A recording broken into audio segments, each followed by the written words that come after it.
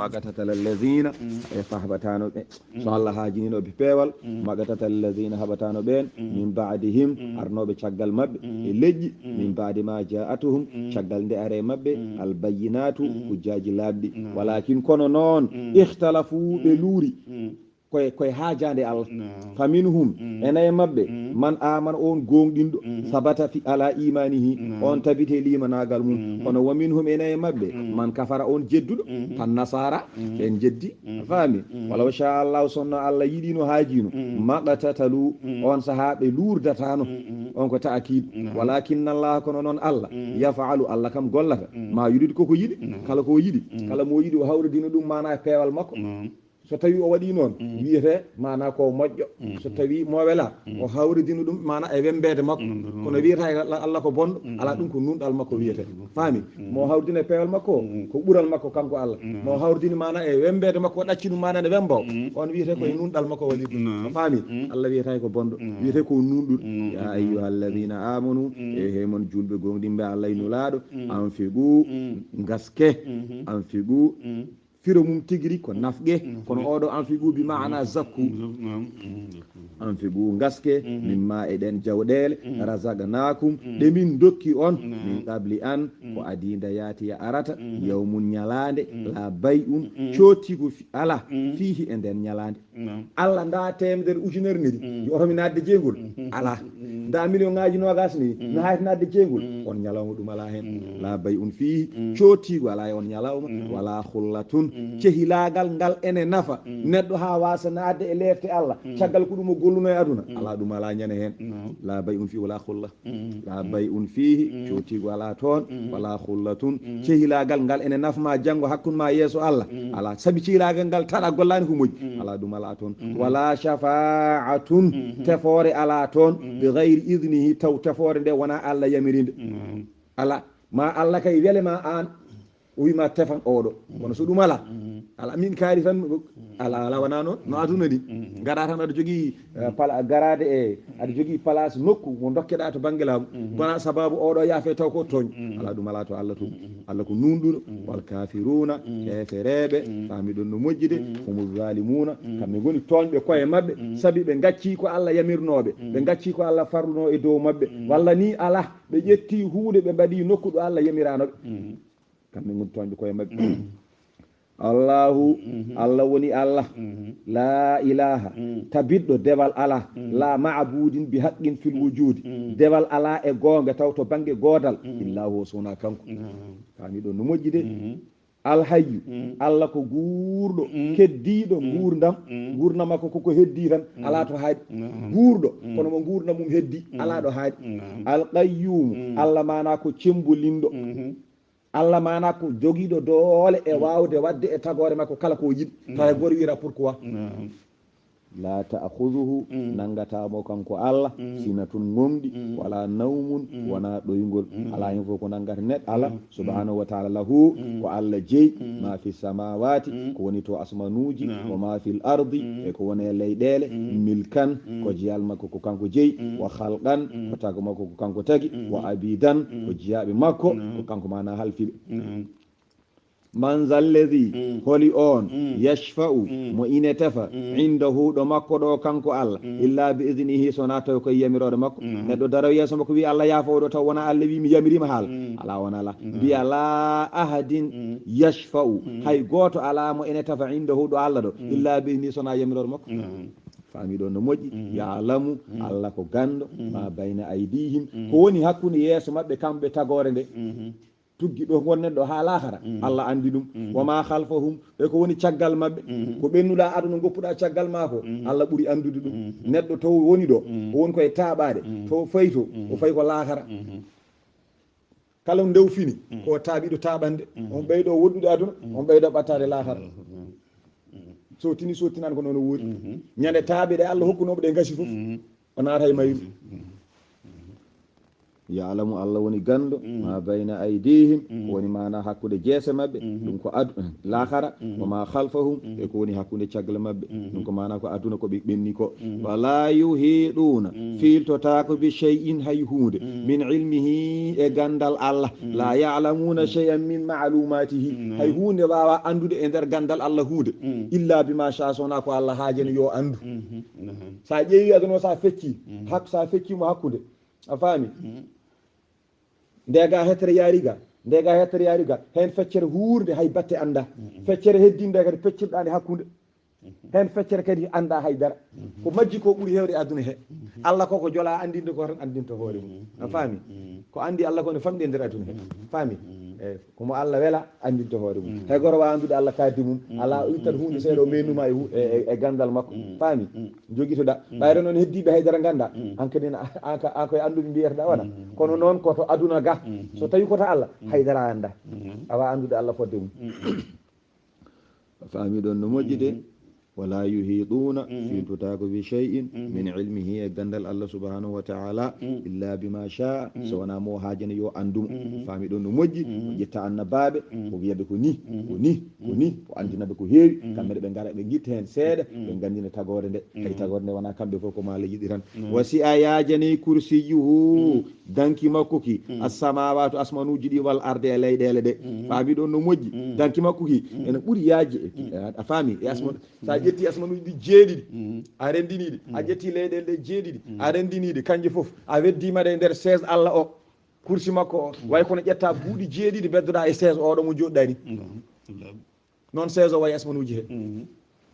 wasiya yaajani kursiyuhu danki makko ki as-samawati asmanuji wal arda e leyɗele faami ɗon no moƴƴi de eyyo ko noon de makhluqun azimun taɓum ko tagore mawde oɗo 16 ko tagore mawde fawga samayi hakkude dow asman as-sabiyati jeeɗiɓijo yahmiluhu ene roodi oɗo 16 arba'atu malaikatun malaikaji nayyi li kulli malakin kala malaika arba'atu awjuhin ene waɗi jeese nayyi arjuluhum koyɗe mabɓe kamɓe malaikaji ɗi tahata saharati lleti tahatal ardi sabi'a ene woni mana e less ene woni less hayre wonde leydi jeeɗiɓiri ndi toon koyɗe mabɓe goni kamɓe malaikaji ɗi a faami ɗon no moƴƴi wa tahatal ardi sufla taw ko less leydi jeeɗiɓiri ndi faami ɗon no moƴƴi malakun ala surati adama yasalu risga li bani adama hen malayika goto jogui ko mbaadi baba adama omo ñagano arsuki ɓiɓɓe adama wa malakun ala surati sawri yasalu risga lil bahaimi hen malayika goto jogui ko mbaadi mana ngaari ene ñagano mana arsuki dendagal mana poñƴi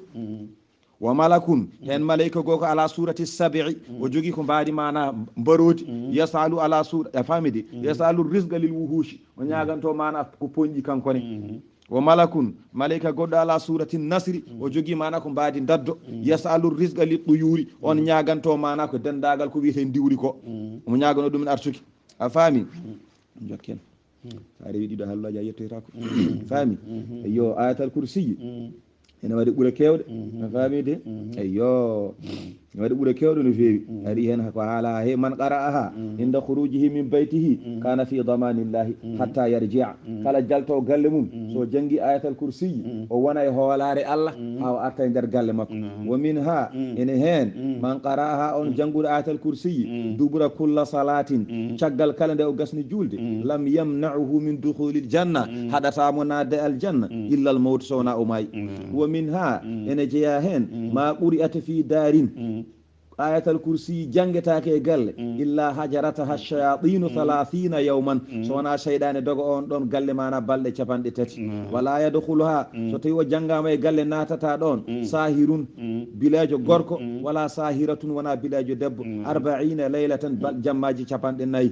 ya aliyu nelaɗo wi meeɗi wiide ya aliyu allimuha waladaka andin ayatal kursi mana ɓiye wa ahluka andin ɗum koreji ma wa jiranuka andin ɗum mana hoddiɓe ma a faami ɗon no moƴƴi de fama nazalat ayatan a'zamu minha hay aya goto meeɗa jippade ɓurɗo oɗo ayatal kursiyi wa minha ene jeeya hen so tawi man qara'aha on jangguɗo ɗum iza akhadha madji'ahu o nangi hankadi lelorde makko omo lelo o jangi ɗum amanahu llahu ala nafsihi Allah mana dandamo e hoore makko wa jarihi Allah danda mana koddiɗo makko keɗɗo gonɗo e makko wa jaari jaarihi Allah danda koddiɗo makko sibi ko jangi o kanko atal kursi yo a faami ɗon no moƴƴi wa minha ene jeeya hen sayyidul kalami alqur'an haala aduna fof woni mawɗo mum ko alqur'anil karim wa sayyidul qur'ani mawɗo alqur'ana ko ho muɗum suratul baqara ko jang suratul baqara wa sayyidul baqara ko ho baqara ayatal kursiyi ko ayatal kursiyi wa minha ene jeeya hen ma warada annahu ko joli wonde ayatal kursiyi nazala jibril ala musa وقال له ربك وقال له ربه يقول لك من قال عقب كل صلاة وجبريل ويمو جومي ويما كلا جنغودو مانا caggal kala nde gayni julde allahumma inni uqaddimu ilayka bayna yaday kulli nafasin wa lamhatin wa lahazatin wa darfatin yadrifu biha ahlu samawati wa ahlu al-ardi wa kullu shay'in huwa fi ilmika ka'inun aw qad kana uqaddimu ilayka bayna yaday dhalika kulli o gayno rewn hen atal kursi ha yetti o wi so tawi neddo wadiri ndani fa inna al-layla wan nahar 24 sa'atan jamma e nyalom wadi mana ko noga sa laysa minha sa'atun illa wa yas'adu ala hen so wana en jogori ngabbude ila Allah fewde Allah minhu immorade makko kanko odo jangudu dum do sabuna alfu hasanatin chapande jeedi ujnere mana mojjere kala waktu hatta yunfakhu fi suri ha Allah du wutte wa tashtaghilul malaikatu malaikaji mana coklira duwanade mo jamma e nyalom jokken golle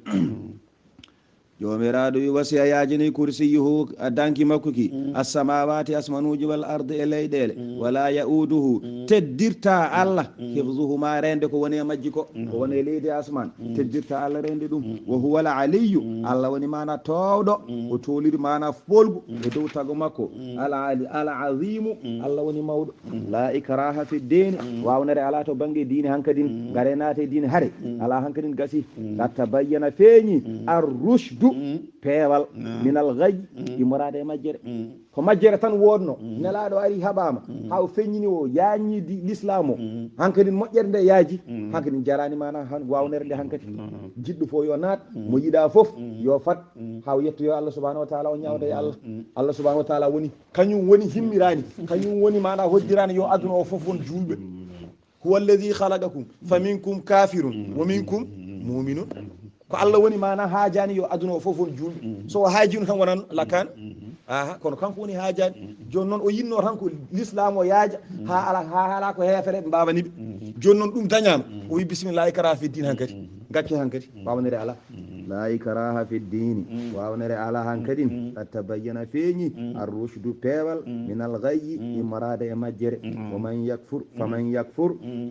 famiɗon no moƴƴi caggal ɗum kala omo yeddi bi ɗahuti mana e ɗiɗo sanamuji bonɗi o yu'min billahi o gonɗini Allah fagad istamsaka on de nantima bil urwati e ɓoggol al wufqa tiɗgol lanfisama laha ngol tajgol alana ɗum wallahu nde wonde Allah sami'un Allah ko nanowo ko haala alimun Allah ko ganda ko golla Allahu Allah kay waliyu kanko woni ballo alladhina amanu ɓe gonɗinɓe Allah kala gonɗinɗo Allah ko Allah woni kettuɗo e makko Allah wallata mo kala hunde yukhrijuhum Allah ne yaltine ɓeeɗo min az-zulumati immorade mana e niɓe keferu ila nuri fewde e leela wallimanagal walladhina kafaru ɓeni yedduɓe Allah awliya'uhum hetti e mabɓe ɓe ad-dahutu ko shayɗane noon yukhrijunahum ene yaltinaɓe min an-nuri e leela wallimanagal ila az-zulumati fewde e niɓe keferu ulaika ɓeɗo jogiiɓe o sifa bonɗo ashabu nari ɓe goni yimɓe jeygol hum kamen fiha e jeygol khaliduna ko sasoɓe jomiraɗo wi alam tara beele ayyani ila alladhina ko kecce bisimillahi famiɗo no moƴƴi wa iz qala ibrahimu siftorde ibrahima wi rabbi e joomam arini min de mbiɗa yiɗi kollami kayfa tuhyil mawta no gurtinirta mayɓe mbiɗa yiɗi kolla han kam no gurtinirta mayɓe qaala jomiraɗo heɓɓiti wimo kan ibrahim an kam a walam tu'min beele an kam a gonɗinani kattanɗam ɗe wonde mbeɗa wurtinde mayɓe kono noon sa alahu ma ilmihi won lamdi Allah kanko ibrahima wondude mo andi Allah ne wawi te kadi bi imani hi omo gonɗini kadi ɗum eyyi heddi ko ha wawa ɓernde ene yiiɗi ɓurde hiɓidade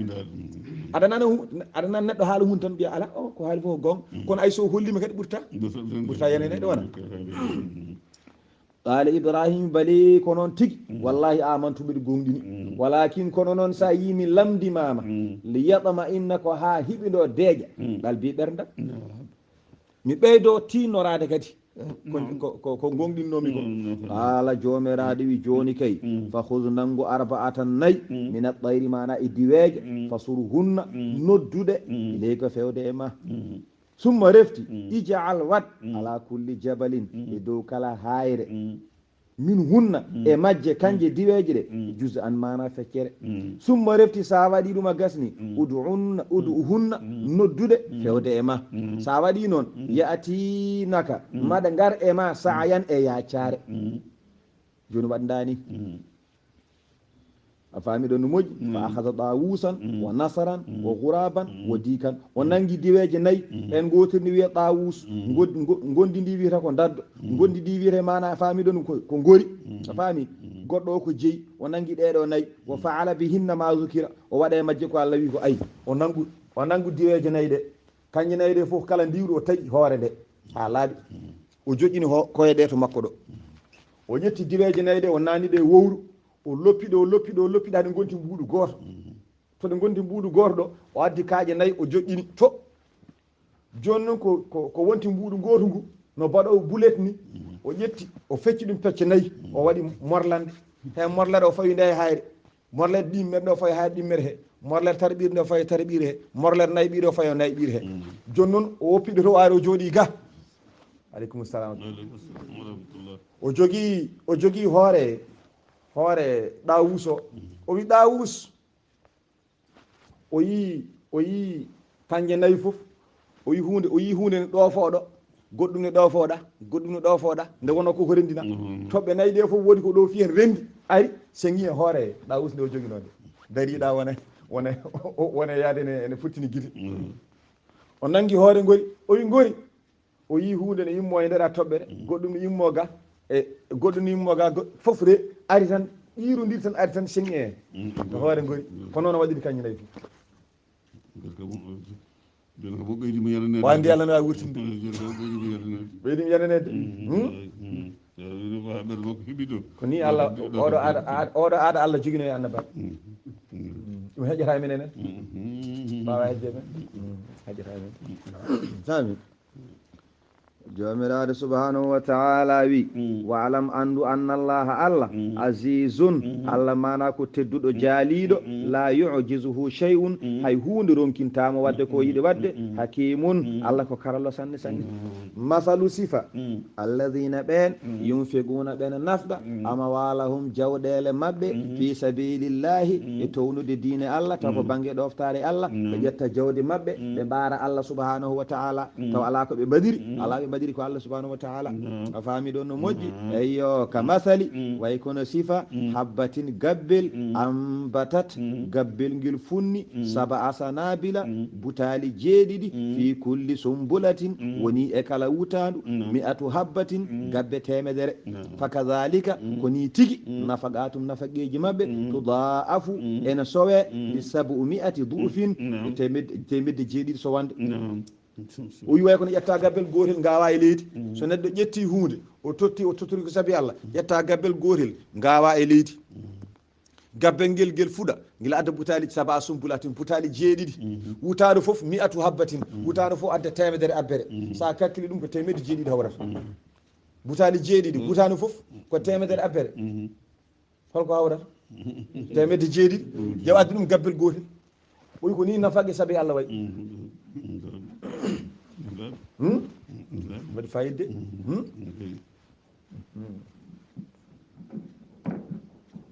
kamɓe kongiɗo hen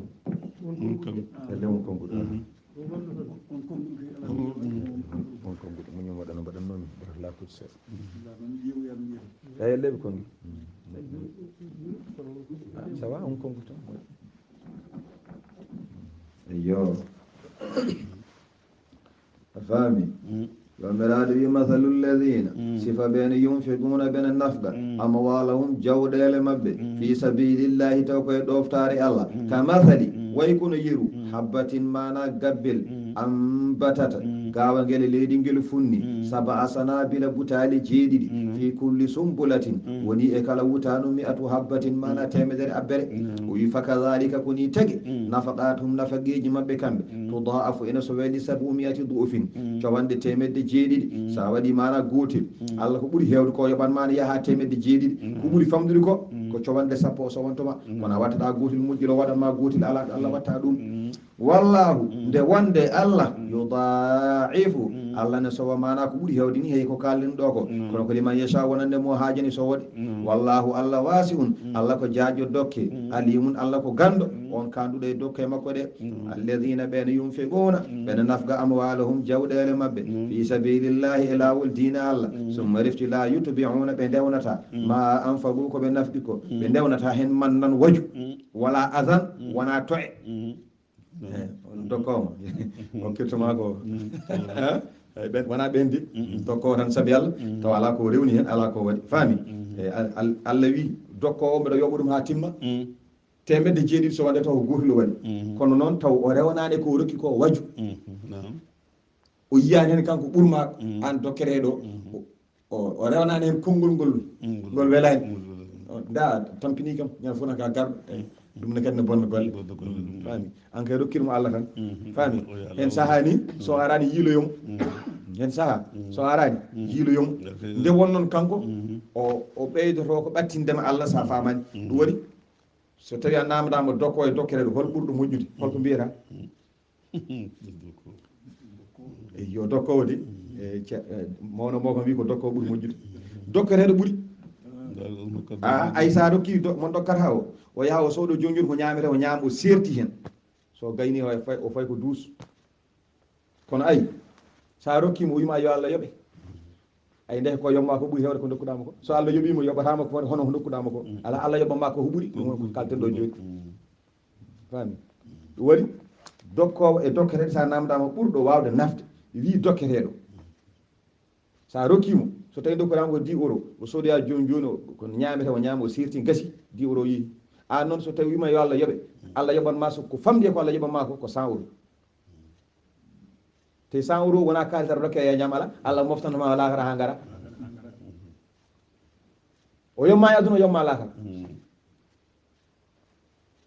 joni noon so tawi Allah hebbini ko yoɓanma ko waɗantuma ko 700 te ko 10 euros dokkuɗama hay sinno ko kalis aduna o tan ko yomma ko ɓuuri hewde ko dokkuɗama ko a faami haala ka yo waɗi gabbel gotel gawa ɗum fonno butaɗi jeeɗiɗi faami butaɗi jeeɗiɗi wurano fof temdere abbet faami ko ni nafaqe neɗɗo mo nafqi e aduna taw ko saabi Allah wayi o wi ko alladina ko ɓen noon yumfiguna ɓene nafqa amwalahum jawɗele mabɓe fi sabilillahi e lawol dina Allah summa rifti la yutbi'una ɓe ndewnani ma anfagu e ko ɓe nafqi ko mannan waju wala adan wona to'e ɓeede so tawi ɓe mbaɗani ni lahum ne wodaniɓe ajruhum jobdi baraji mabɓe inda rabbihim ɓe joomiɓe wala khawfun kulol koye ala alayhim e dow mabɓe wala hum wonani kamɓe yahzanuna ɓe cuno so Allah rokkima milliard uji aduna ganda wona an tan Allah rokki saabi a wawa ñamde ɗum on ko Allah rokkanma Allah rokkirma ko aɗa jogui woɗɓe ɓe ganduɗa ne jogui hen gueɗe ya tottu woɗe Allah ne renti neɗɗo wonde bakhil ɗawowo ala ɗawowo moƴƴani waɗi so tawi Allah rokkima ko ganduɗa ene ɓurti wonɓe ganduɗa ɗum ɗo ɓe gandi wona kamɓe wona ɓesgu mabɓe wona ko ɗum jogori jibinoyde wawa gasnude koɓe jogui ko e kewide kono a tawat o itta hunde o waara Allah ala omo wawi noon ittude hunde ɗo wiyete eskey o waɗa toon kala ɗum ko yeyde laakara mum e nder aduna mum eskey ɗum ala ko nafanma banggue Allah haydara aɗa wawi wadde eskey o kay kono woto yeɓoto to Allah ga man zallezi yuqridullaha qardan hasana eyyi compte neɗɗo jogui compte ji ɗiɗi compte aduna e compte laakara compte laakara de neɗɗo fof toppita ɗum compte laakara ɗe noon ko miskineɓe Allah mo ganduɗa aɗa saɓori ɗum guitta ko kattanɗa foof dokka ɗum woni aɗana charge a compte ɗe sa yeehi tawaɗe keewi daña jaam daña no gurduɗa daña gurdam belɗam Allah walleni ɗum barke annabi sallallahu alaihi wasallam amin yo qawlun jomiraɗo subhanahu wa ta'ala wi qawlun konngol ma'rufun moƴƴol faami ɗon no moƴƴi de ngol duttuɗa neɗɗo ñaaginoɗoma a rokkanimo ni kono duttama konngol moƴƴol wa maghfiratun e kafaragal khayrun ɗum de ɓuri moƴƴude min sadaqatina sadak yataba'uha sadak mo ganduɗa rewnama e mum azan waju cakkoɗa ay da a wari min ceerno Allah wi a bonni gasi kay a bonni hakkude ma e makko a bonni hakkude ma e Allah adda ko haysi dañde fonɗa dañde tan ko te jawdi ma yeehi pertene ɗe kewi de jawdi yeehi a dañani kanko a dañani Allah gasi kan o wasa sattuɗo ni hankkadi a tammi hay makko saabi a hoynimo neɗɗo yiiɗa hoynede neɗɗo yi tan ko teddinede nda a wari mi ñan fof tan ceerno min ceerno min mbawana wonde ɗum ko woni eyyi a wasimo a wasi Allah a wasi hay jawdi ma saabu a hokkimo jawdi ma ni joni Allah subahanahu wa taala wi so ari mbiya i kaari ɗam jafoɗa de hande ala ko tawɗa ɗo i hande de kam yaha ha janggo so Allah jaaɓi tinno yafomi saabi Allah ay kala haala moƴƴa ayi o wi ɗum ɓuuri dokkama tawa aɗa rewna hen ngol ɗo konngol waɗi eyyi ɗum moƴƴat nani ɗoneraɗo wi gawlun konngol ma'rufun moƴƴolde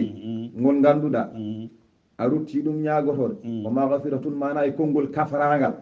khayrun ɗum de ɓuuri moƴƴude min sadaqatina sadak yataba'uha taw ene rewna e sadak he azan waju wallahu nde wonde Allah ghaniyyun Allah ko jondiniɗo ga sadak jiyaɗo Allah dewno hen ko rewni hen ko halimun Allah ko muñƴo e tellinde lefte muɗum ga neɗɗo mo ganduɗa o waji neɗɗo leftal en foti jippade e makko sabi ko jogui ko Allah rokkimo garɗo e makko ko jiyaɗo Allah kanko ko jiyaɗo Allah kamɓe ndendi yoyiten ko hatten o tottam o anda ko Allah tottimo kanko ne ko tottade ko yo totto kono noon a tami kadi a ruttimi kadi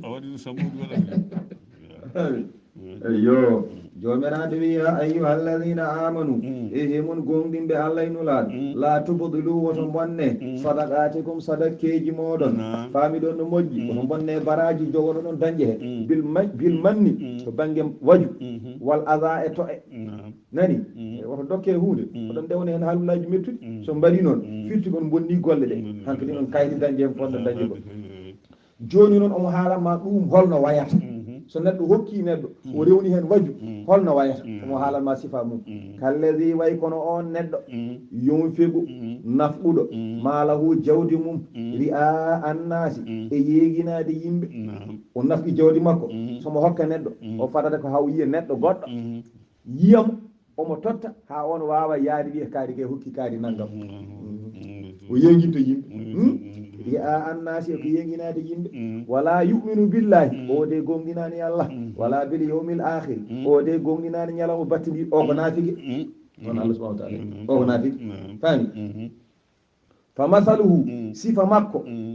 ka masali way kono sifa safwanin hayre ɓursirde hayre ɗaɗde leloɗo alayhi taw nena e dow hayre he turabun leykal seeɗa ndu folti fa asabahu yana e hayre he heɓa ɗum waabilum deme garire walla mbiya ƴiwonde mawde fatarakahu ƴiwonde nde woppa hayre nde saldan hayre nde ko ɓoɗɗude hayre nde ganduɗa ko ɓursirde so tawi lelnama ɗo a ƴetti leykal ndu folti a waɗi hen ƴiwonde mawde ari yana e mayre a tawɗon goɗɗum eyyi ko ni nafagueji mabɓe ɓay kam ni nafagueji mabɓe ɗum ka ala nafata ceerno ligganade meɗe arisma yi heɓana e batti fami waɗi jomiraɗo wi fa masaluhu sifa makko ka masali way kono sifa safwanin hayre alayhi ene woni dow hayre he turabun leydi ndu foldi fa asabahu heɓa hayre de wabilun deme garire fa tarakahu deme garire de woppa hayre de saldan manane ɓoldi ala hay batte ay ko ni la yaqdiruna ɓe kattanta ala shay'in mimma kasabu hay hunde e koɓe paggirno ko hay batte ɓe tawatani wonani baraji janggo lahara ayno a tawirani hayre he leydi ni ko ni ɓe tawata janggo koɓe nafki ko ene wonani ɓe mana baraji lahara faami ɗon no moƴƴi wallahu nde wonde Allah la yahdi Allah wona pewnowo alqawma yimɓe alkafirina yedduɓe Allah wa masalu sifa nafaqeje kadi alladina ɓeno yunfiguna ɓene nafga ama walahum jawɗele mabɓe taw ala ko ɓe nafgiri ibtiga so wona ɗabbude maradatillahi weɗoyo Allah wa tathbitan ɓe mbarjitari min anfusihim e koye mabɓe ɓe cohli tan mana ko ha Allah weele kamene ɓe dañi hen mana baraji ka masiri way kono sifa jannatin ngesa way kono ngesa bi rubuwatin ngesa ba ganduɗa woni koye dow tulde asabaha heɓa baɗo ngesa waabi ɗum deme garire woni ƴiwone mawde fa atata ngesa ba rokka ukula ha ñamanteri muɗum ɓeyi fayni mana laabi ɗiɗi ene waɗi gese ndemete ko laabi ɗiɗi e nder hitade nde dokka ñamude mabɓe ha timma a faami ɗon no moƴƴi de fa in lam yusibaha hay sinno ni heɓani ngesa ba waabi ɗum ƴiwonde mawde fa ɓallum hay sinno ko ñeek ngesa ba ne wawi moƴƴude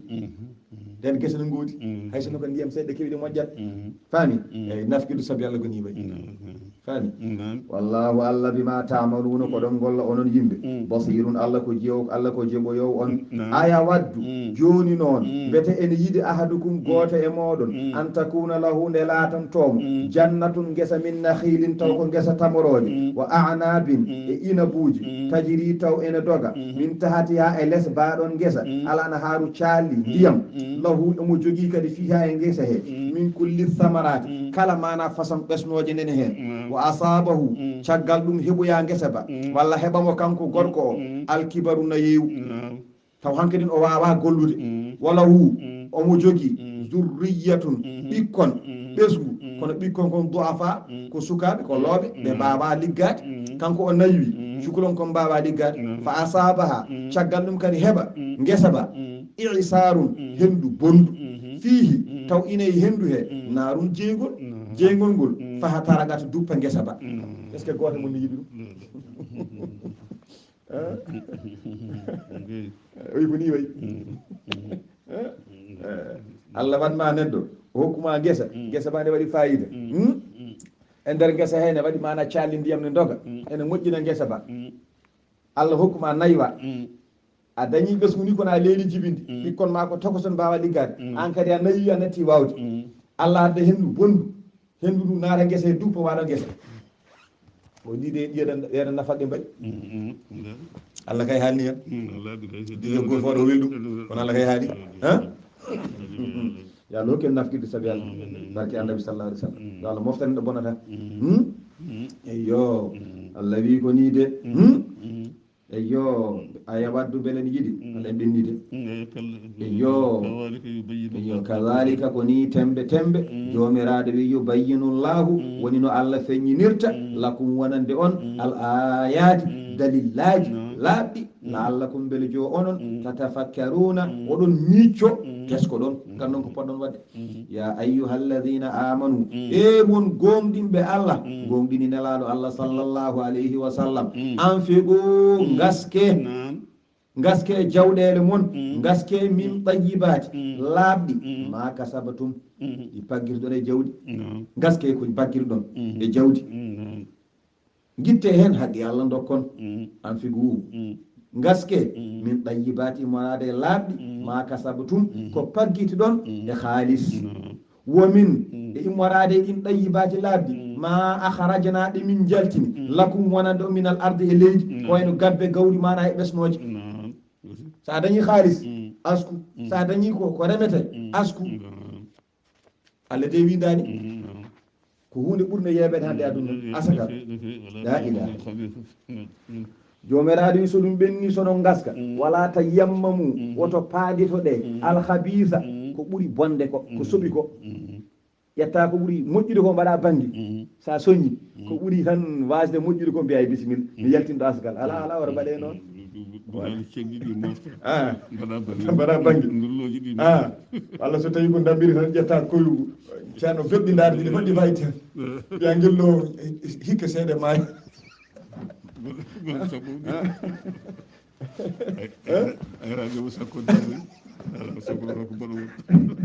la ilaha